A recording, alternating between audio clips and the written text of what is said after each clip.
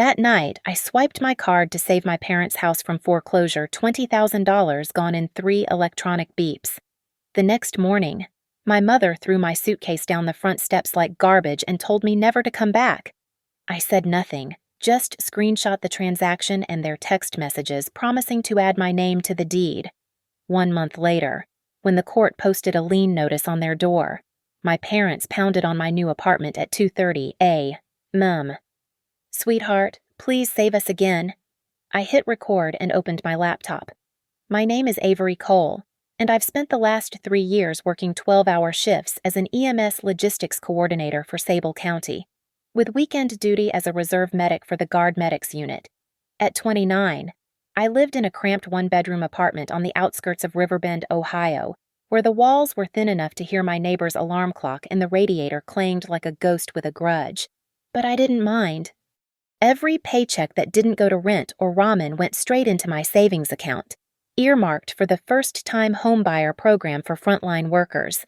The call came at 11:45 p.m. on a Tuesday in March, right after I'd peeled off my uniform that still reeked of disinfectant and someone else's vomit.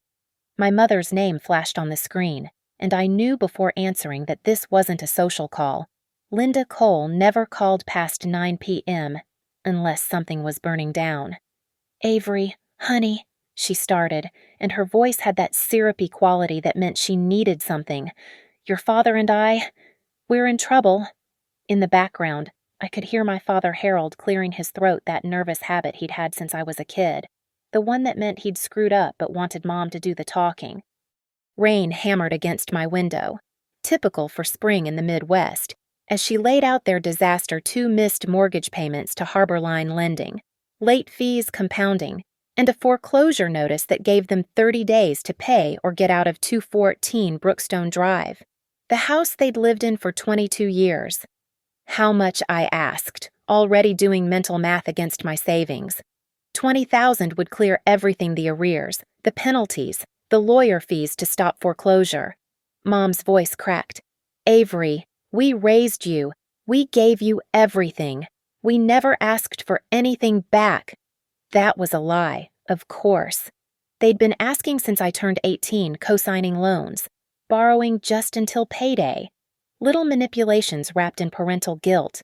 But this was different. This was the house. "I need something in writing," I said, surprising myself with how steady my voice sounded. "If I do this, I want my name added to the deed." "Of course, sweetheart, of course." The relief in her voice was thick enough to pour. "I'll text you right now. We'll go to the lawyer next week and add you as co-owner.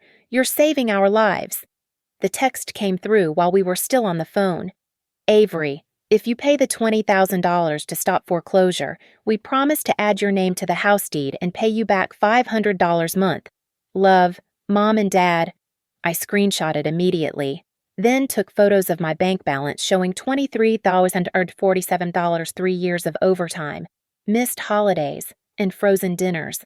My thumb hovered over the transfer button on the Harborline Lending website. The rain had turned to sleet, tapping against the window like fingernails. I could smell the lingering antiseptic on my hands as I typed in the amount, splitting it into 3 transactions to avoid flags: $9,500, then another $9,500, then $1,000 for processing fees. In the memo field, I carefully typed arrears payment for 214 Brookstone Drive.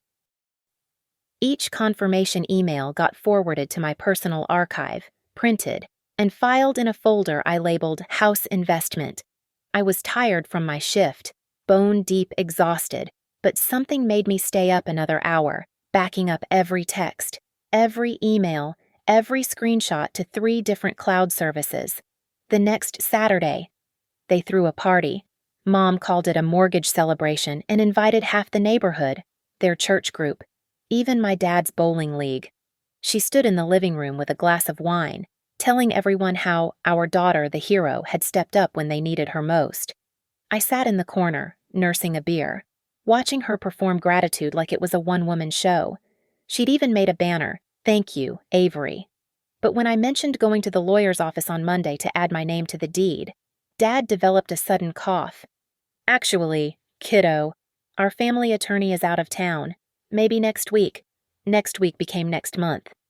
The attorney was always busy, or the paperwork wasn't ready, or there was some new complication with the title. But the mortgage was current, the house was safe, and they assured me with smiles and hugs that everything would be formalized soon. I started recording our phone calls. The wire transfers went through at 8:15 a.m. on Wednesday morning. I watched the numbers disappear from my account in real time, each transaction confirmed with a cheerful ding from my banking app. First $9,500 ding, another $9,500 ding, then the $1,000 processing fee final ding. My savings account balance dropped to $3,147 and my chest tightened like someone had wrapped a blood pressure cuff around my ribs and kept pumping. Within hours, my parents transformed. Dad actually answered his phone on the first ring, his voice bright with relief. Mom sent me photos of herself at Harborline Lending's office, holding the stamped current statement like it was a winning lottery ticket. They invited me to dinner that night, ribeye steaks, twice baked potatoes, the works. "We want everyone to know what you've done," Mom announced, already planning the thank you party before I'd even responded to the dinner invitation. "Pastor Williams should hear about this. The whole congregation should know what kind of daughter we raised."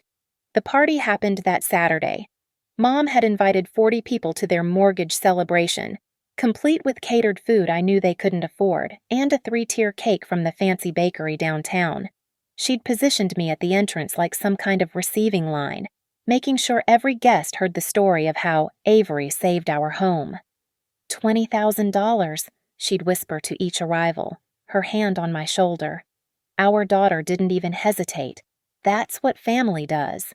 Pastor Williams gave an impromptu speech about sacrifice and honoring thy father and mother. The neighbors from 3 houses down brought a congratulations card. Mom's book club ladies kept touching my arm and telling me I was such a good girl. I smiled and nodded, playing my part while the folder of receipts in my car grew thicker with every documentation I could gather photos of the party, the guest list Mom had handwritten, even a recording of the pastor's speech I caught on my phone. The first crack appeared the following Tuesday. I'd stopped by with Chinese takeout and the contact information for 3 real estate attorneys who could handle adding my name to the deed. "Oh, honey, about that," Mom said, not meeting my eyes as she unpacked the lo mein. "Harold's brother knows someone who specializes in property transfers. We want to make sure it's done right." "When can we meet with them?" I asked. "They're reviewing everything. These things take time." "You don't want us to rush and make a mistake, do you?" I started recording our conversations after that, using an app that automatically backed up to the cloud. Every phone call, every casual discussion about the house, every promise that next week for sure we'd handle the paperwork. Mom's excuses evolved like a virus. The lawyer was sick, then out of town, then dealing with a family emergency. Dad just stayed quiet, perfecting the art of being conveniently absent whenever I brought it up. Meanwhile, they leveraged my heroic act for social currency everywhere. Mom posted on Facebook about her selfless daughter with carefully cropped photos that didn't show my exhausted face. At their church's spring fundraiser, she made sure everyone knew I'd stepped up when it mattered. She even told her hairdresser, who told other clients, who stopped me at the grocery store to say how wonderful it was what I'd done for my parents. "Family is everything," one elderly woman said, patting my hand at the checkout line. "Your parents are so proud." The Thursday before everything went to hell, I made one last attempt at resolution. I brought over a simple quitclaim deed I'd downloaded and had notarized, just needing their signatures. "This isn't how it works," Dad said, finally speaking up. "You can't just download forms from the internet. Our lawyer says." "What lawyer?" I interrupted. "What's their name? What firm I'll call them myself?" Mom's face went cold. "Are you calling us liars after everything we've done for you? We fed you, clothed you, put a roof over your head for 18 years, and this is how you act. Demanding things, treating us like criminals." "I'm treating you like people who owe me $20,000 and won't put it in writing," I said quietly. The silence that followed could have choked someone. Dad looked at the floor. Mom's jaw tightened in that way that meant someone was about to get destroyed. "If that's how you feel," she said, voice sharp as surgical scissors, "maybe you should leave." I left, but not before I photographed the unsigned quitclaim deed on their kitchen table, date-stamped for my records. That night, I backed up everything to a new external drive and paid for a safe deposit box at a bank across town.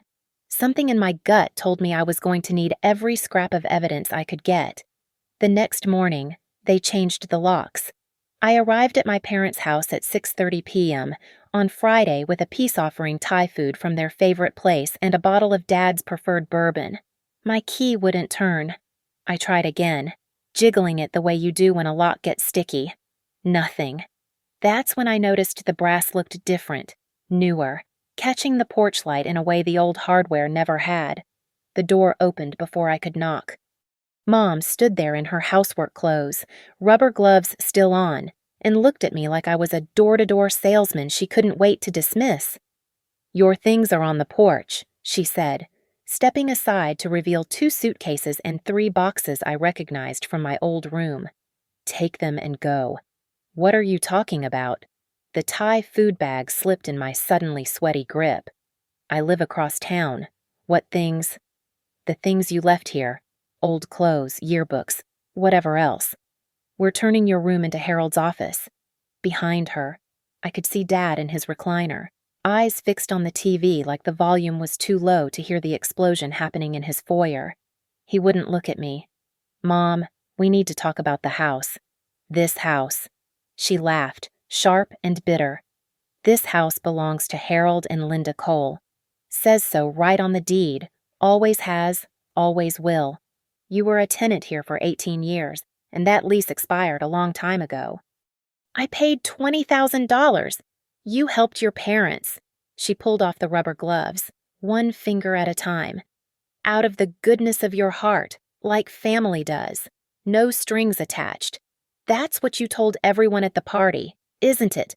I looked at the suitcases on the porch, hastily packed, clothes spilling out of the corners. One box had my high school diploma thrown on top of old stuffed animals. Another held photo albums, their spines cracked from years of flipping through family memories that suddenly felt like evidence of a crime. "If I hadn't paid that money, you'd be homeless right now," I said, my voice steady despite the earthquake in my chest. "But you did pay it, and we're grateful. We thanked you publicly, praised you to everyone who would listen. What more do you want?" "A medal." "I want what you promised, in writing." Mom's face contorted into something ugly. "Get off my porch before I call the police. You're trespassing." I pulled out my phone and held it up. "This is recording. You're acknowledging that I paid $20,000 to save your house from foreclosure, correct? Stop recording me." She lunged for the phone, but I stepped back. Dad finally looked up from his chair. "Linda," he said weakly, "maybe we should shut up, Harold." She whirled on him. "You want to give away our house, our equity, to someone who'd secretly record her own mother." I kept the phone steady. "Someone who saved you from foreclosure. Say it. Say I paid $20,000. You gave a gift like any decent child would." She was screaming now, and porch lights were clicking on across the street. "Get out! Get out of here!" I grabbed the suitcases and boxes, making 3 trips to my car while she stood in the doorway like a sentry. Mrs. Patterson from next door was on her lawn, pretending to check her mailbox at 7 p.m. Tom Hendricks across the street had come out to water plants that were already dripping from that morning's rain. As I loaded the last box, Mom called out loud enough for the audience, "And don't come crying back when you need something. This bridge burns both ways." The next morning, she posted on Facebook, "Sometimes the hardest thing a parent can do is set boundaries with an ungrateful child. Despite everything we've given, some people only see dollar signs where there should be love. Please pray for our family during this difficult time." 67 comments by noon. Hearts and prayers and, "You're such good parents," and "Kids today have no respect." Her book club started a meal train. The church prayer circle added my name to their list not for my well-being, but for my spiritual redemption and return to honoring thy father and mother. I sat in my apartment that Saturday night, surrounded by the boxes they'd packed. Between yellowed report cards and faded photos, I found the birthday card they'd given me last year. Inside, Mom's careful cursive, "To our dearest Avery, our pride and joy, we love you more than words can say." I added it to my evidence folder. Then I opened my laptop and started researching lawyers, not the kind who handled simple property transfers, the kind who handled fraud, breach of contract, and something called unjust enrichment. I bookmarked a legal aid society website and started filling out their intake form, uploading every screenshot, every recording, every piece of paper that proved what they'd taken from me. The rain was back, drumming against my window like it had the night they'd called begging for help. This time, though, I didn't feel the cold. I felt the burn of something else entirely, the slow fuse of justice being lit. They wanted to make this public fine, but they weren't going to control the narrative much longer. The Riverbend Legal Aid Center operated out of a converted Victorian house downtown, squeezed between a bail bondsman and a check-cashing place. I arrived at 9 a.m., sharp on Monday, my evidence folder thick enough to use as a weapon. The volunteer attorney who called me in looked about 12 years old, but his eyes sharpened when I laid out the paperwork in chronological order. Text message promise, dated March 15th, I began, sliding the printout across his desk. Wire transfer confirmations, March 17th, totaling $20,000. Party photos from March 21st, where they publicly acknowledged I saved their house. Recorded phone calls from March through April, where they repeatedly promised to add me to the deed. He listened without interrupting, occasionally making notes on a yellow legal pad. When I finished, he leaned back and tapped his pen against his teeth. "This is a clear case of promissory estoppel and unjust enrichment," he said. "They made a promise.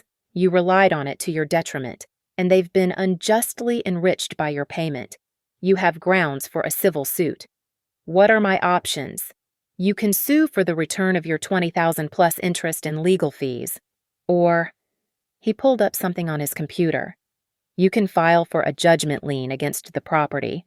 Essentially, you'd have a legal claim on the house that must be satisfied before they can sell or refinance. What about getting my name on the deed like they promised? Specific performance forcing them to follow through is harder to obtain. Courts prefer monetary damages. But with this evidence, especially the recorded promises, it's possible." He referred me to Marla Dent, a solo practitioner who handled contract disputes for a flat fee plus percentage of recovery. Her office was above a Chinese restaurant, and the smell of garlic and ginger followed me up the narrow stairs. Marla herself was nothing like the fresh-faced legal aid volunteer 60-something, silver hair in a tight bun, and the demeanor of someone who'd eaten bigger problems for breakfast. "I don't do family discounts or payment plans," she said before I'd even sat down. "1,500 retainer, 30% of whatever we recover, non-negotiable." I wrote the check on the spot. Over the next 2 hours, she transformed my folder of evidence into a battle plan. "First, we file the complaint with Sable County Court. Breach of contract, unjust enrichment, promissory estoppel, the triple threat. We'll request immediate injunctive relief to prevent them from selling or encumbering the property. Then we serve them publicly. None of this hiding behind closed doors. Publicly. Process server at their church if we have to. These people care about appearances. Let's make this very apparent." She drafted the complaint while I watched, her fingers flying across the keyboard with practiced efficiency. The document stretched to 12 pages, each allegation supported by evidence I'd collected. She attached every exhibit texts, recordings transcribed by a court reporter, bank statements, even the Facebook posts where they'd bragged about my gift. "Now, the second part of your strategy," she said, printing copies. "The social pressure. You mentioned they're pillars of their community. Church twice a week, Mom runs the neighborhood watch, Dad's on the community board. Perfect. We file this Wednesday. Thursday, we request the court clerk to add a lis pendens that's a public notice of pending litigation attached to the property deed. Anyone who searches the property will see there's a dispute. Then you attend the next community board meeting. And say what? Nothing accusatory. Just ask innocent questions. Mr. Cole, as a board member who values transparency, how would you handle a situation where someone takes $20,000 under false pretenses? Let him squirm. Don't mention your case directly, that's what lawyers are for. But there's no law against philosophical discussions about ethics. She handed me a copy of Ohio's fraud statutes. Certain sections highlighted. Study these. Know them cold. When people ask what happened with your parents and you don't badmouth them. You just say, I'm hoping we can resolve the breach of contract issue quickly. Use legal terms. It makes people uncomfortable enough to Google them. This feels calculated. Your parents calculated that they could steal $20,000 and destroy your reputation to keep it. We're just better at math than they are. I spent the rest of the day setting up safeguards, new bank accounts at a different institution, a P.O. box for legal correspondence. Password changes on everything, with two-factor authentication. I even paid for a credit monitoring service after Marla warned me about retaliatory identity theft. People get nasty when money's involved, she said. Family gets nastier. Document everything from now on. Every interaction, every sighting, every third-party conversation about the situation. You're building a case, but you're also protecting yourself. That night, I created a spreadsheet tracking every penny spent on legal fees, every hour lost to this fight, every therapy session I'd need when this was over. The numbers were clinical, emotionless, exactly how I needed to be. My phone buzzed with a text from an unknown number. It was a photo from someone at church, my mother crying at the prayer circle, my father's arm around her shoulders. The caption, "Your parents are heartbroken. How can you do this to them?" I added it to the evidence folder. Marla would call it attempting to manipulate through third parties. The judge would call it interesting. Wednesday couldn't come fast enough. The complaint was filed at 8:45 a.m. on Wednesday morning. Case number 2024 CV 0847-V. Cole officially existed in the Sable County court system. By 9:30, Marla had requested the LI's pendants, effectively freezing any attempt to sell or refinance 214 Brookstone Drive until our case resolved. The property was locked in legal limbo, and my parents didn't even know it yet. Now, we control the timeline, Marla explained, sliding copies into her briefcase. They can't move assets, can't take out home equity loans, can't do anything without the court's involvement. The process server will hit them tomorrow at 10 a.m., right when your mother's book club meets at their house.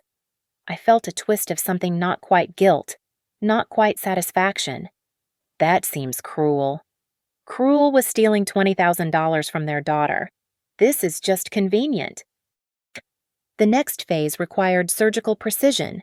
I rented a P.O. box across town and had all legal correspondence forwarded there, ensuring nothing would mysteriously disappear. I also hired a court reporter to create official transcripts of my phone recordings, turning Mom's promises into admissible evidence with proper authentication. The process server, a retired cop named Derek, called me at 10:15 Thursday morning.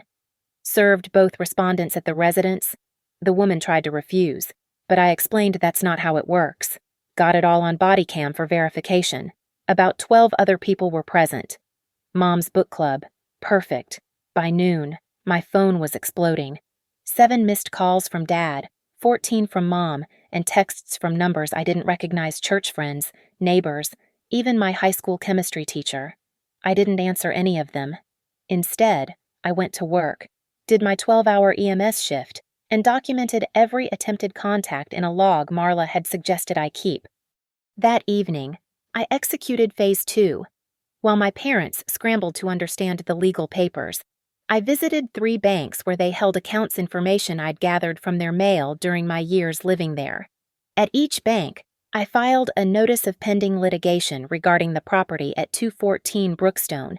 This didn't freeze their accounts, but it put the banks on notice that any large transfers or loans against the property could be subject to legal challenge. "It's perfectly legal," Marla had assured me. "You're protecting your interest in an asset you have a claim against. If they try to liquidate or leverage assets to hide money, we'll know immediately. Friday brought the response I'd expected. Harold Cole himself showed up at my apartment at 7 a.m., looking like he'd aged 5 years in 2 days. I answered the door but kept the chain on, my phone already recording in my pocket. "Avery, sweetheart, what have you done?" His voice cracked. "Your mother is beside herself." "The neighbors are talking. Pastor Williams called asking if we need counseling." "You have an attorney now." "Dad, they should talk to my attorney." "This isn't who you are. You're not vindictive. We can work this out as a family." "We could have. You chose not to. Now we'll work it out in court." "Do you have any idea what this is doing to your mother's reputation?" "To mine, I could lose my position on the community board." I studied his face through the crack in the door, the same face that had looked away when Mom threw me out. That had sat silent while she lied to everyone about my ungrateful demands. "You have 30 days to respond to the complaint," I said. "Your attorney will explain your options." The community board meeting was Tuesday night. I arrived 5 minutes early, signed in as a member of the public, and took a seat in the back row. Dad saw me immediately, his face draining of color. He whispered urgently to the board president, who glanced my way with obvious curiosity. During public comment, I stood and approached the microphone. My hands were steady, my voice clear. "Good evening. I'm Avery Cole, Harold's daughter. I wanted to ask the board's opinion on a hypothetical situation. If a community member accepted $20,000 from someone based on written promises, then reneged on those promises, would that affect their suitability for a position of community trust, I'm asking? Because integrity seems fundamental to public service. And I'm curious about the board's stance on financial ethics." The room went silent. Harold's face turned purple. The board president cleared his throat. "Miss Cole, hypothetical situations aren't really—" "Of course," I interrupted smoothly. "I'll rephrase. What is the board's process for reviewing ethics complaints against sitting members? Is there a formal procedure, or should concerns be addressed through other channels?" "Any complaints should be submitted in writing to the board secretary," the president said carefully, his eyes darting between Harold and me. "Thank you. I'll do that." I returned to my seat, pulled out a folder, and began filling out a complaint form right there, making sure Harold could see me writing his name at the top. After the meeting, 3 board members approached me separately. Each had heard things and wanted to know if Harold was in some kind of trouble. I gave them all the same response. "There's a civil matter pending in Sable County Court. Case number 2024 CV0847 is public record if you're interested." By Wednesday morning, everyone in their social circle knew Harold and Linda Cole were being sued by their own daughter for $20,000. The complaint was public record, and several people had already looked it up online. Mom's Facebook had gone silent. Dad stopped attending his bowling league. The war had officially begun, and I controlled the battlefield. The Brookstone Neighborhood Day arrived on a perfect Saturday in May, cloudless sky, gentle breeze, the kind of weather that made everyone forget their troubles and come outside. The event stretched across Riverside Park, with booths for local businesses, a bouncy castle for kids, and a small stage where community leaders would share what they called celebrations of family values. I arrived at noon, wearing my EMT uniform from an overnight shift I deliberately picked up. The uniform was strategic. It reminded everyone that I was a frontline worker, someone who saved lives, not some ungrateful daughter trying to destroy her parents. I'd brought my evidence folder in a messenger bag, though I hoped I wouldn't need it. My parents were already there, manning the neighborhood watch booth like nothing had happened. Mom wore her best Sunday dress, the navy one with small flowers, and had styled her hair in careful waves. Dad stood beside her in his community board polo shirt, shaking hands and forcing smiles. They saw me immediately. Mom's spine stiffened. Dad's handshake with Tom Morrison lasted 3 beats too long. I didn't approach them. Instead, I volunteered at the first aid station, treating scraped knees and mild dehydration while their neighbors stopped by to chat. Each conversation followed the same pattern, careful small talk. Then the real question. "Avery, dear, we heard there's some trouble between you and your parents." It's a legal matter, I'd reply, applying a bandage to a child's elbow. Case number 2024 CV0847 at the county courthouse. Public record. By 2 o'clock, half the neighborhood had looked up the case on their phones. I could see them huddled in small groups, screens glowing, whispers spreading like wildfire through the crowd. Mom's forced smile grew tighter with each passing hour. The main program started at 3. Local business owners, the high school principal, and several community board members would speak about what made Brookstone special.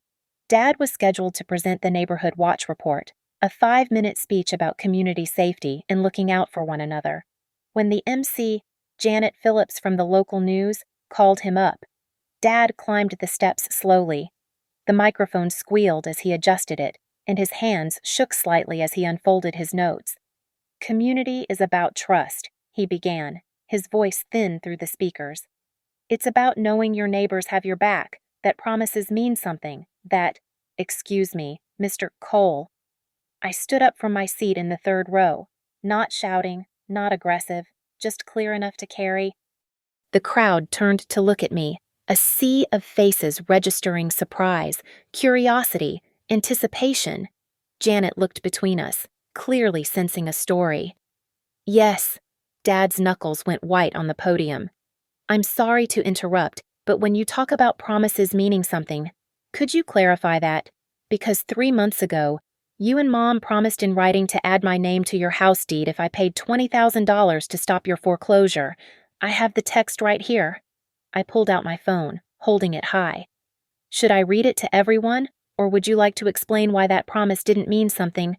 The park went silent except for the distant laughter from the bouncy castle. Someone's phone made the distinct sound of starting a video recording. Then another. Then dozens. Mom shot up from her chair at the side of the stage. How dare you, Mrs. Cole? Janet interrupted, her news instincts kicking in. Is this true? Did your daughter pay $20,000 to save your home? I climbed the stage steps, calm and deliberate, pulling printed copies from my bag. Here's the wire transfer confirmation. $20,000 transferred March 17th. Here's the text message promising to add my name to the deed. Here's the foreclosure notice from Harborline Lending that they were about to lose the house. I handed one set to Janet, then turned to the crowd. I have copies if anyone wants to see them. This is a private family matter. Mom's voice cracked as she grabbed for the microphone. It became public when you told everyone I was ungrateful, I replied, still calm. When you posted on Facebook that I only saw dollar signs where there should be love, when you accepted meals from the church because your heartless daughter abandoned you, you made it public. I'm just adding facts. Harold stepped away from the podium, his face gray. Avery, please, did I pay $20,000 to save your house, yes or no? The crowd leaned in. Janet held her phone closer, definitely recording now. Mom and Dad exchanged looks trapped between the lie and the truth, with 200 neighbors as witnesses. Yes, Dad whispered. Did you promise to add my name to the deed? We need to discuss. I pulled out the printed text messages, reading aloud. Avery, if you pay the $20,000 to stop foreclosure, we promise to add your name to the house deed.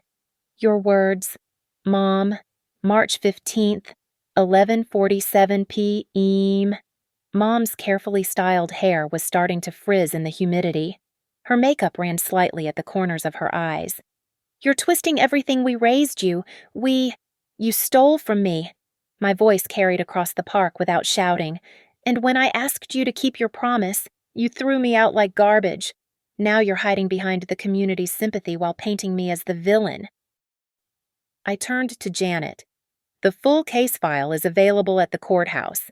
Anyone can read it. Anyone can see the evidence. Anyone can judge for themselves who's telling the truth. I walked off the stage, leaving my parents standing there with Janet's microphone between them and 200 recording phones. The live stream on the neighborhood Facebook page would later show Mom trying to grab Janet's phone, Dad pulling her back, and both of them leaving the stage to scattered, uncomfortable applause. The video had 8,000 views by sunset. The Sable County Courthouse sat like a brick monument to broken promises, its limestone steps worn smooth by decades of people seeking justice. Our hearing was set for 9 a.m. on a Thursday in June, 2 months after the neighborhood day disaster. I arrived at 8:30, Marla at my side, my evidence organized in a leather trial bag she'd lent me. My parents were already there with their attorney, a sweating man named Richard Moss who looked like he'd rather be anywhere else. Mom wore her church outfit pearl earrings, modest dress, the costume of a respectable woman wronged. Dad had his one good suit, the gray one from their 25th anniversary. They didn't look at me. Judge Patricia Thornton presided, a woman in her 60s with sharp eyes and no patience for theatrics. She'd reviewed the briefs, she announced, and wanted to hear testimony on the central issue: was there a contract, and was it breached?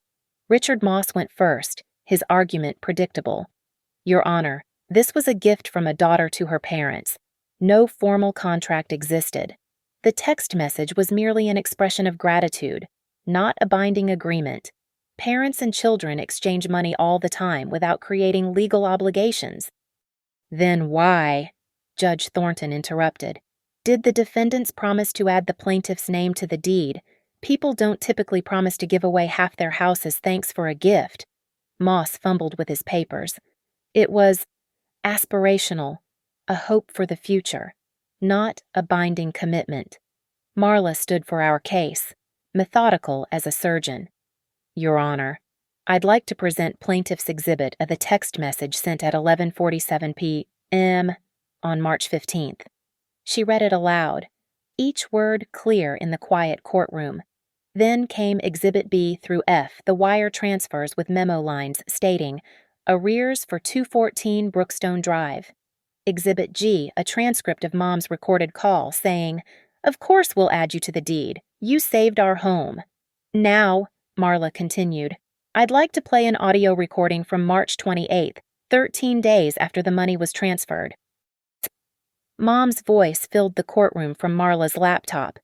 Avery, honey, the lawyer is just being thorough. You'll be on the deed by next month, I promise. Would we lie to you? You're our daughter. You saved our home. I watched my parents shrink in their chairs. Mom's carefully applied foundation couldn't hide the flush creeping up her neck. The defendants also publicly acknowledged the debt, Marla added, presenting the Facebook posts, the church bulletin thanking me for saving the family home, even a screenshot from the neighborhood live stream where Dad admitted I'd paid $20,000. When I took the stand, Marla's questions were surgical strikes. Did you have this money saved for a specific purpose?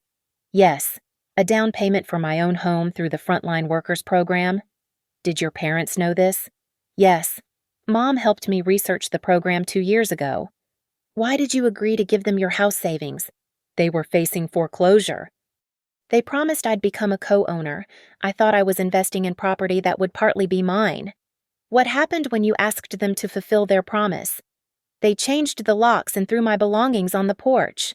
Cross-examination was brutal but expected. Moss tried to paint me as calculating, ungrateful, someone who'd abandon her parents over money. I kept my answers short, factual, letting the evidence speak. Then came the moment that shifted everything. Miss Cole, Moss said, clearly thinking he had a winning point. Isn't it true you began recording your parents' conversations without their knowledge? Yes. Doesn't that show premeditation that you were planning to sue from the beginning? No, I replied. It shows I stopped trusting them when they kept delaying the paperwork. Would you trust someone who owes you $20,000 and won't put anything in writing? Judge Thornton leaned forward. Mr. Moss, are you arguing that the plaintiff shouldn't have protected herself with documentation? When my parents took the stand, their story unraveled within minutes. Mom claimed the text was just words, but couldn't explain why she'd specifically mentioned adding my name to the deed. Dad admitted they'd been facing foreclosure, but insisted they could have figured something out without me, then couldn't explain why they'd called me at 11:45 at night in a panic. The fatal blow came when Marla introduced the lease pendens filing. Your Honor, she said, We've discovered that 3 days after throwing their daughter out, the defendants attempted to refinance the property for $40,000. The only reason it didn't go through was our legal notice. They were trying to extract equity from a house their daughter saved after refusing to honor their promise to her. Judge Thornton's expression hardened. She asked my parents directly, "Did you attempt to refinance after your daughter paid off your arrears?" Mom looked at their attorney, who nodded reluctantly. "Yes," she whispered. Despite promising her an ownership interest, silence. The ruling came 2 weeks later in a written decision. The court found clear evidence of a contract, promissory estoppel, and unjust enrichment. My parents were ordered to pay me $20,000 plus interest at the statutory rate, all legal fees, and court costs. Additionally, and this was the knife twist, the judge placed a judgment lien on 214 Brookstone Drive. Until the judgment is satisfied, Judge Thornton wrote, the defendants cannot sell, refinance, or transfer the property without first paying the plaintiff in full. The paper was dated June 27th. The sheriff posted the notice on their door June 28th. By June 29th, my parents were calling. The pounding on my apartment door started at 2:30 a.m. On Monday morning, hard enough to wake the neighbors. I knew who it was before I looked through the peephole. Only desperation sounds like that. And the sheriff's lien notice had been up for 3 days. Avery, please." Mom's voice was hoarse, probably from crying. "We need to talk." I grabbed my phone, hit record, and opened the door with the chain still on. They looked destroyed. Mom's usually perfect hair hung limp, her eyes swollen and red. Dad stood behind her, shoulders slumped like a man defeated. The same man who'd sat silent while she threw me out now couldn't even meet my eyes. "The bank called," Mom said, her voice breaking. "They're accelerating the loan because of the lien. We have 30 days to pay everything the full mortgage. Your judgment. Everything or they'll foreclose anyway. Avery, you won. You won. Please." "What do you want?" I kept my voice flat, emotionless. "Remove the lien. Please. We'll pay you back. Every penny. We swear." "We'll sign anything you want." I almost laughed. "You'll sign anything. Like you signed the deed modification you promised. Like you signed the repayment agreement you guaranteed. That was... We were wrong. We were so wrong." Tears ran down Mom's face, but I'd seen her cry on command at church plays. "We're your parents. Doesn't that mean anything?" "It meant something when I emptied my savings to help you. Where was that meaning when you changed the locks?" Dad finally spoke, his voice rough. "What do you want? Avery. You want us homeless. Is that your revenge?" I looked at them for a long moment, these people who'd raised me, who'd taught me about honor and keeping your word, who'd thrown both lessons away for $20,000. Then I laid out my terms. 25% ownership of the house, transferred immediately via quitclaim deed. That's roughly equivalent to what I paid plus interest and legal fees. A written apology, notarized, acknowledging that you promised to add me to the deed and failed to honor that promise. And a public statement on the same Facebook page where you called me ungrateful, explaining that you were wrong and that I saved your home. Mom's face went white. 25%. That's theft. "No," I said quietly. "Theft is taking $20,000 and giving nothing in return. This is justice with interest." They had no choice. The alternative was losing everything to foreclosure, and every lawyer they'd consulted told them the same thing: my lien was solid. The judgment was valid, and their options were compliance or bankruptcy. 3 days later, we sat in a small office at Riverbend Title Company. The notary was a young woman who clearly sensed the tension but maintained professional neutrality. I'd brought Marla as a witness. My parents brought their defeat. The quitclaim deed was straightforward. Harold and Linda Cole transferred a 25% interest in 214 Brookstone Drive to Avery Cole. Mom's hand shook as she signed. Dad signed quickly, like ripping off a bandage. The notary's stamp sounded like a gavel. Next came the apology letter. Mom had handwritten it on her personal stationery. "We, Harold and Linda Cole, Acknowledge that we promised our daughter Avery Cole that we would add her name to our house deed in exchange for her payment of $20,000 to prevent foreclosure. We failed to honor this promise and were wrong to do so. Avery saved our home, and we responded with ingratitude and dishonesty. We apologize completely and unconditionally. The notary stamped that too. I folded it carefully and put it in my bag next to the deed. That evening, Mom posted on Facebook. I watched from my laptop as the comments rolled in shock, surprise, judgment from the same people who'd offered prayers for my redemption. Some defended my parents. Others suddenly remembered thinking something seemed off. The court of public opinion was reconvening with new evidence. I had one final document prepared, a conditional release of the judgment lien. As long as they never attempted to remove me from the deed or contest my ownership percentage, the lien would be marked satisfied. One wrong move, and it would reactivate. "You've destroyed our relationship," Mom said as we stood outside the title company. "You've destroyed our family." "No," I replied, holding my copy of the deed. "You destroyed it the day you decided your promise to me was worth less than the paper it was written on. I just refused to let you bury the evidence." I walked away from them in that parking lot, the Texas sun beating down on the asphalt, my name finally on the deed to a house I'd never live in again. But it wasn't about the house anymore. It was about the principle. It was about the proof that promises matter, that family doesn't excuse theft, and that sometimes the best revenge is just forcing people to face the consequences of their choices. The house is worth about $300,000 now. My 25% share means I own $75,000 in equity, enough for a down payment on my own place, far away from Brookstone Drive. Every month, I get documents showing the property tax statements, the insurance updates, all addressed to me as a rightful owner. My parents still live there. We don't talk, but every time they walk through that door, they know that a quarter of it belongs to the daughter they tried to rob. And that's a revenge that pays dividends every single day. Thank you so much for listening to my story. I'd love to know where you're tuning in from. Drop a comment below and let's connect. If this story resonated with you, please subscribe to the channel and share your thoughts. What would you have done in my situation? Let me know in the comments.